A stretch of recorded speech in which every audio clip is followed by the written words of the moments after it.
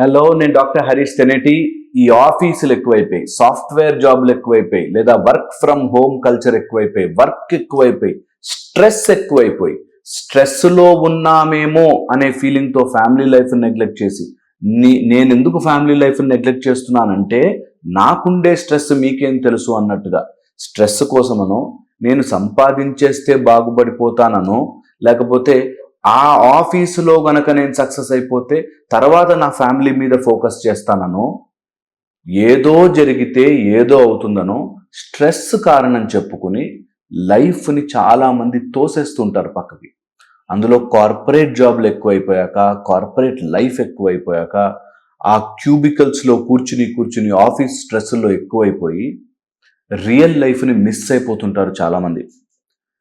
ఈ రియల్ లైఫ్ని మిస్ అయిపోతున్నారు సరే, అలానే ఆఫీస్లో పోని చాలా గొప్పగా సక్సెస్ అయిపోతున్నారా అంటే అది కూడా ఉండదు.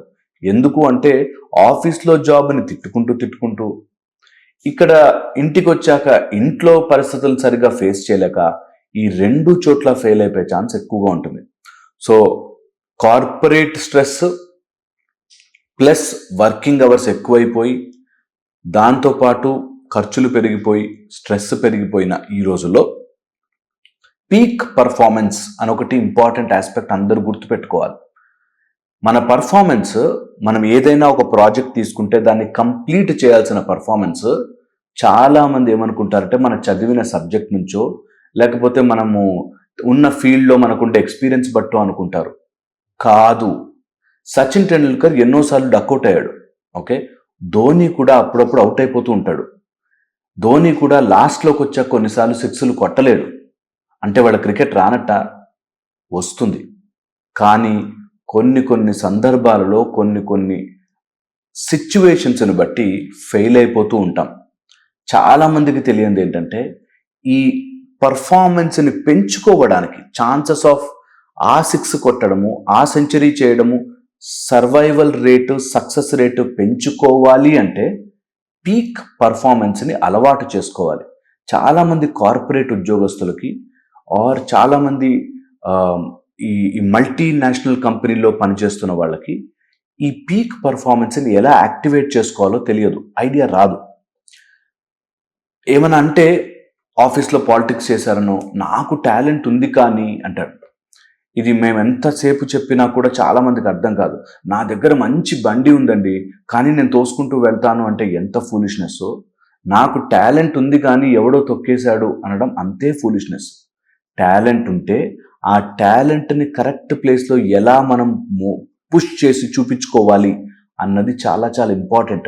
సో పీపుల్ స్కిల్స్, టాలెంట్ని కరెక్ట్ టైంలో ప్లే చేయడము, అండ్ సోషల్ స్కిల్స్, దాంతోపాటు కమ్యూనికేషన్ స్కిల్స్, ఇవన్నీ ఒక చోట కలిస్తేనే అదే టాలెంట్.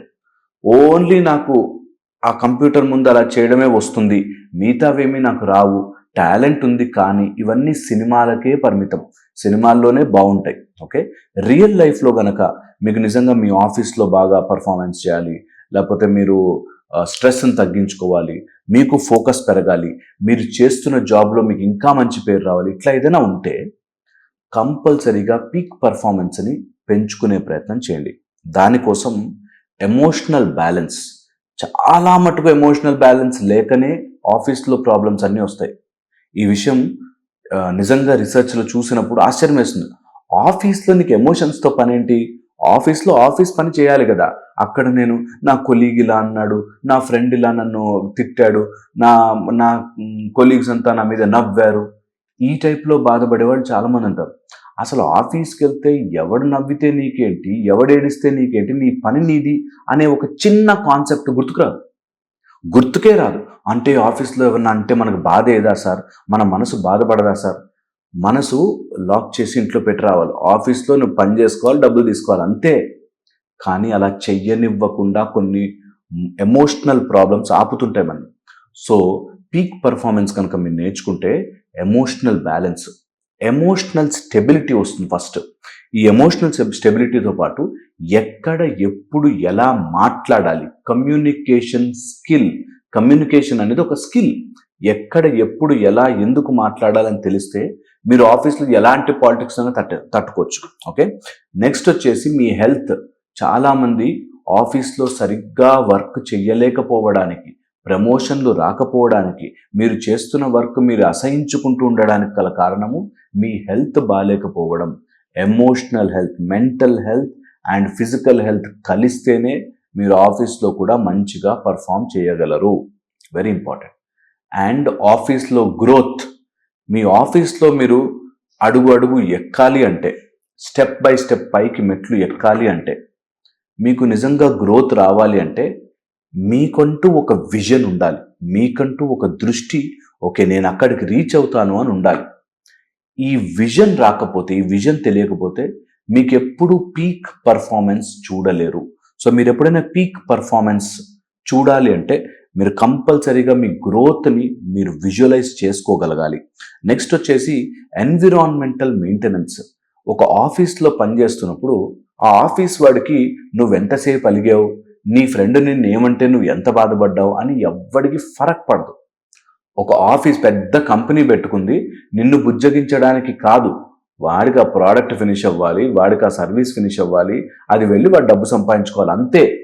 ఒక ఆఫీస్లో పనిచేసేవాడు నీ ఎమోషన్స్ ఏంటి, నువ్వెందుకు బాధపడ్డావు, అయ్యో నువ్వెంత మంచివాడివి అని ఆలోచించే పని లేదు. ఈ చిన్న కాన్సెప్ట్ చిన్నపిల్లలకి చెప్పినా అర్థమవుతుంది. చాలామంది అర్థం చేసుకోలేకపోతున్నారు ఈ రోజుల్లో. ఆఫీస్కి వెళ్తే అక్కడ నువ్వు ఎమోషన్స్ ఏంటి, నువ్వు ఎంత బాధపడ్డావు, నువ్వు ఎంత మంచివాడివి, ఇవి వాళ్ళు పట్టించుకోరు, అవసరమే లేదు. మెయిన్గా కావాల్సింది నువ్వు పర్ఫామ్ చేసావా లేదా, నీకు ఇచ్చిన టాస్క్ ఫినిష్ చేసావా లేదా, అది ఎఫిషియెంట్గా చేసావా లేదా, నీ ప్రాబ్లంను చెప్పుకోగలిగావా లేదా, డీల్ చేసావా లేదా, ఆ డీల్ చేసిన విధానం పర్ఫెక్ట్గా ఎఫిషియెంట్గా ఉందా లేదా. ఎఫిషియెంట్ అంటే స్పీడ్ అండ్ యాక్యురసీ. స్పీడ్గా చేయాలి, కరెక్ట్గా చేయాలి. తొందరపాటు చేశాను కానీ తప్పులు చేశాను అన్నా, లేకపోతే చాలా టైం పట్టినా కరెక్ట్గా చేస్తానన్నా రెండూ తప్పే. Efficiency is speed plus accuracy. అంటే ఫాస్ట్గాను చేయాలి, యాక్యురేట్గాను చేయాలి. నేను ఫాస్ట్గా చేశాను కాబట్టి తప్పులు చేశానన్నా ఒప్పుకోరు, నేను చాలా టైం తీసుకుంటాను కానీ కరెక్ట్గా చేస్తానన్నా ఒప్పుకోరు. ఆఫీస్లో ఆ రెండు బ్యాలెన్స్ ఉండాలి. మీరు పీక్ పర్ఫార్మెన్స్ కనుక నేర్చుకుంటే ఈ రెండింటిని బ్యాలెన్స్ చేయగలుగుతారు. అంటే స్పీడ్గా పర్ఫామ్ చేయగలుగుతారు, యాక్యురేట్గా కావాల్సింది కరెక్ట్గా పర్ఫామ్ చేయగలుగుతారు. ఈ రెండు లేక చాలామంది ఆఫీసులో అంటే పాలిటిక్స్ అండి, నేను తట్టుకోలేనండి, నా కొలీగ్స్ నవ్వారండి, ఈ టైప్లో బయటకు వచ్చేస్తారు. ఈ టైప్లో స్ట్రెస్ ఫీల్ అవుతారు. ఇంకా స్ట్రెస్ ఫీల్ అయ్యి రెజ్యూములు ఫార్వర్డ్ చేయడం, అక్కడికి పంపించడం, ఇక్కడికి పంపించడం, ఇదే పని ఉంటుంది.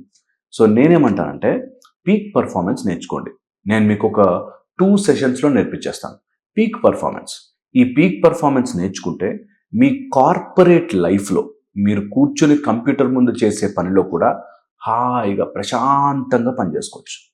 హ్యాపీగా మీ లైఫ్ని లీడ్ చేయొచ్చు. ఎవరైనా ఆఫీస్ సిఇఓలు కానీ కంపెనీ ఓనర్లు కానీ చూస్తే మాకు చాలామంది కంపెనీస్ పిలుస్తుంటాయి. వాళ్ళు పిలిచినప్పుడు అక్కడ ఉండే టీం అందరినీ మేము అసెస్ చేయగలుగుతాం. నిజంగా చెప్తున్నాను, అతిగా ఆలోచించి, అన్నెసరిగా ఆలోచించి, అసలు ఆఫీస్లో ఉన్నాము అంటే ఆఫీస్ అన్న సంగతి మర్చిపోయి అదేదో వాళ్ళకి పెద్ద నోబెల్ పురస్కారం ఇస్తున్నట్టుగా ఫీల్ అయిపోయి వాడు ఇట్లాంటోడు, వీడు అట్లాంటోడు, వాడు నా కొలీగ్స్ ఇలా చేశారు, వాళ్ళు ఇలా నవ్వారు, ఇందులోనే చాలామంది బ్రతుకుతుంటారు. ఆఫీస్ పాలిటిక్స్ అనేది సబ్జెక్ట్ చేసుకుంటారు. ఆఫీస్ పాలిటిక్స్ నువ్వు పట్టించుకోకపోతే, నీ టాలెంట్ బాగుంటే, నీ మీద 100 మంది 100 పాలిటిక్స్ చేసినా నీవు అక్కడ ఉపయోగపడితే నిన్ను ఉంచుకుంటారు, తీయలేరు. ఇది చాలా important. So increase your peak performance. ఈ పర్ఫార్మెన్స్ పీక్ ఉందనుకో, తీయమనండి చూద్దాం, we will see how it happens. Performance బాగా పెంచుకోలేకపోతే అప్పుడు పాలిటిక్స్ వస్తాయి. అప్పుడు వాడు చేశాడు, వీడు చేశాడు అని పక్క వాడి మీద తోస్తాం కదా. సో మీకు గనక ఆఫీస్లో ఇలాంటి పాలిటిక్స్, ప్రెషర్స్ ఇలా ఉంటే మీరు ఖచ్చితంగా నేను చేసే పీక్ పర్ఫార్మెన్స్ ప్రోగ్రామ్ జాయిన్ అవ్వండి. మీకు యూజ్ అవుతుంది, మీకు ఒక డైరెక్షన్ ఇస్తుంది, మీకంటూ ఒక ఐడియా వస్తుంది, మీరు ఎలా డీల్ చేయాలో తెలుస్తుంది. ఎన్నో రకాల ఎమోషనల్ టెక్నిక్స్, ఎన్నో రకాల కమ్యూనికేషన్ టెక్నిక్స్, ఎన్నో రకాల పీపుల్ టెక్నిక్స్ నేర్పిస్తాం. సో మీకు గనక యూజ్ అవుతుంది అనిపిస్తే, మీరు కార్పొరేట్ జాబ్లో ఉన్నారు, ఆఫీస్లో ఉన్నారు, వర్క్లో ఉన్నారు, బ్యాంక్లో ఉన్నారు, ఇలా గనక మీరుంటే మీకు ఈ peak performance, personalised peak performance help చేస్తుంది. సో మీరు ఎలా డీల్ చేయగలుగుతారు ఈ ప్రాబ్లమ్స్ని, మీ స్ట్రెస్ని మీరు ఎలా మేనేజ్ చేసుకుంటారు అన్నది మీకు ఈ ప్రోగ్రామ్ ద్వారా నేర్పిస్తాం. టైం ఉంటే, మీకు వీలు కుదిరితే, మీరు కనుక ఆఫీస్లో స్ట్రెస్ పడుతున్నాను, నాకు దీన్ని తట్టుకోవడం నేర్చుకోవాలి అని మీకు అనిపిస్తే కంపల్సరీగా జాయిన్ అవ్వండి. మీకు మ్యాక్సిమం బెనిఫిట్ అవుతుందని నా feeling. Because this is proved, tested, tried methods అన్నీ కూడా. అండ్ ఒక మంచి మెడిటేషన్ నేర్పిస్తాను మీకు. It will be an overall కంప్లీట్గా మిమ్మల్ని ఒక ట్రాన్స్ఫర్మేటివ్ జర్నీ అవుతుంది. సో మీకు ఫ్రీ ఉంటే, మీకు జాయిన్ అవ్వాలి అనిపిస్తే కంపల్సరీగా జాయిన్ అవ్వండి. లింక్ ఇస్తారు, రిజిస్ట్రేషన్ చేసుకోండి. అండ్ ఎవరన్నా ఆఫీస్లో గ్రూప్ జాయిన్ అవ్వాలి అన్నా కూడా జాయిన్ అవ్వచ్చు. సో దట్ అందరూ హెల్తీగా ఉంటే కంపెనీస్ హెల్తీగా ఉంటాయి. కంపెనీస్ హెల్తీగా ఉంటే వాళ్ళ డెవలప్మెంట్ బాగుంటుంది. కంపెనీ డెవలప్ అవుతుంది అంటే డెఫినెట్గా కంట్రీ డెవలప్ అవుతుంది. మన డెవలప్మెంట్ అంతా కూడా కంపెనీలో పనిచేస్తున్న వాళ్ళందరూ హెల్తీగా, యాక్టివ్గా, స్ట్రాంగ్గా పార్టిసిపేట్ చేస్తుంటే ఆటోమేటిక్గా పర్ఫార్మెన్స్ బాగుంటుంది. నేను కొన్ని వెస్టర్న్ కంట్రీస్లో, డిసిప్లిన్డ్ వెస్టర్న్ కంట్రీస్లో, జనరల్గా వెస్టర్న్ ఐడియాలజీ, హాఫ్ నాలెడ్జ్తో కాకుండా కంప్లీట్ డిసిప్లిన్ ఉన్న కంట్రీస్లో చూశాను. టీమ్లా పనిచేస్తాయి. ఎప్పుడైతే ఒక టీంలో 2-3 బ్యాడ్ పీపుల్ ఉండి క్యాన్సర్ లాగా తినేస్తూ ఉంటారో ఆ కంపెనీ ఎప్పుడు బాగుపడదు. సో కంపెనీ బాగుండాలి అన్నా కూడా ఈ పీక్ పర్ఫార్మెన్స్ మీకు హెల్ప్ చేస్తుంది. సో టైం ఉంటే, వీలు కుదిరితే జాయిన్ అవ్వండి. థ్యాంక్ యూ సో మచ్ ఓపికగా విన్నందుకు.